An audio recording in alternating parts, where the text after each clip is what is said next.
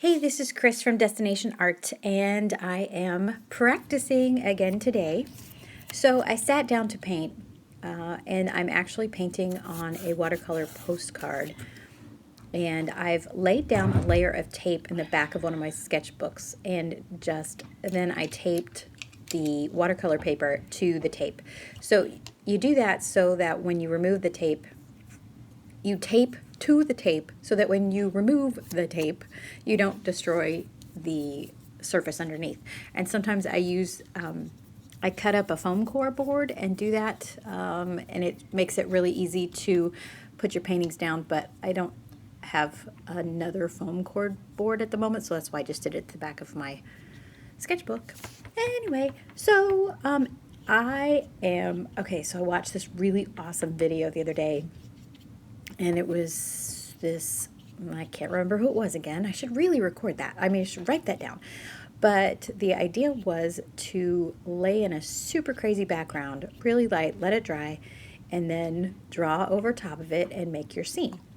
Now, the guy who was doing this was from somebody from Japan who uses this technique in her sketchbook. And of course, it's amazing. And so this is my first time trying to do it. And I'm laughing at myself because so I was sitting there and I was like, what am I going to paint? And of course, I need to use a reference, right? So, la la la. This is the view from outside of my window. And the perspective's kind of off because I am above I am looking down on the scene, but I sort of drew it like I was eye level with the scene. And so my perspective on the shed is kind of funky.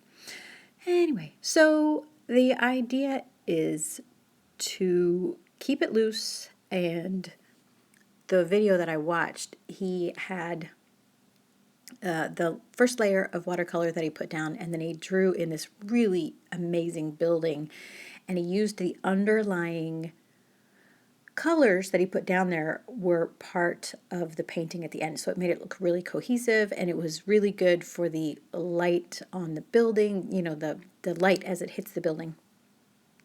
And so I'm attempting to do that, but my drawing, I should have used pencil and then gone in with pen to get this done, but I didn't. I will learn one of these days that I really need a reference and I really need to spend more time on my drawing. So with that being said, I started laying in some of the background trees, still trying to be loose. So I laid in a lighter color and then dropped in some darker color because I wanted the background to be there but out of focus. And there is a road. So the shed is sort of down a hill a little bit, and then there's a road going up to a hill on the top.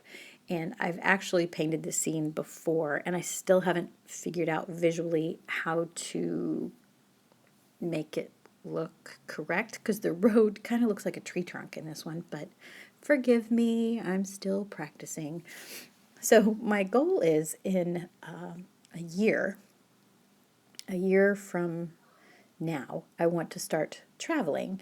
So I'm really lucky, and I got offered teaching 2 classes next spring, which are pretty cool. I'm actually teaching physics and an astronomy class, so I'm really, really excited. But after I get done teaching those, I want to hit the road next summer and want to travel and paint. So what I'm doing now is just trying to paint a lot. My goal is to paint every day, but I was kind of in a bad mood last week and I didn't do it. Okay, so it was sunrise.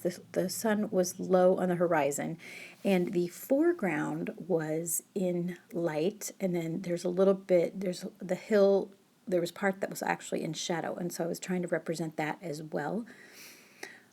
See, I'm picking up some paint with my paintbrush, something new I learned from Jay Lee Painting. She's amazing. So trying to get some lights by picking up some paint. Okay, so that little shed. There's some good things about the shed, I think. There's some mistakes I made, like I said, with the perspective. That back corner kind of bugs me a little bit. But anyway, okay, I let it dry a little bit, and now I am going back in with some darks to help make things sort of pop and have some drama. So I want some sharp edges with my darks, but I also want one side sharp edge and the other side kind of a soft edge, because that makes it interesting.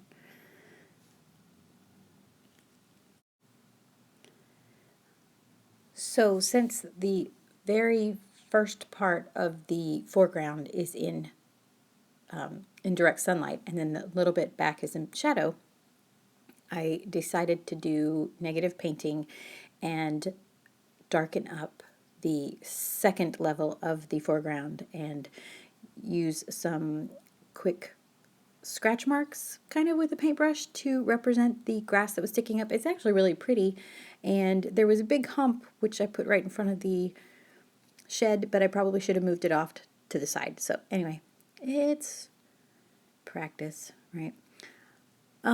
Okay, so I do like the way the sunlight looks on the front of the painting, and I hope, I don't know. I can't tell. I always think my stuff just stinks. Oh, here I had a really great spot that had a lightness, and I messed it up because I painted right over it, which really depressed me. And I am trying to fix it, but I never did get it back. I was really depressed. So anyway, here is the final painting. I hope you have a fabulous day. Please like and subscribe. All right, bye.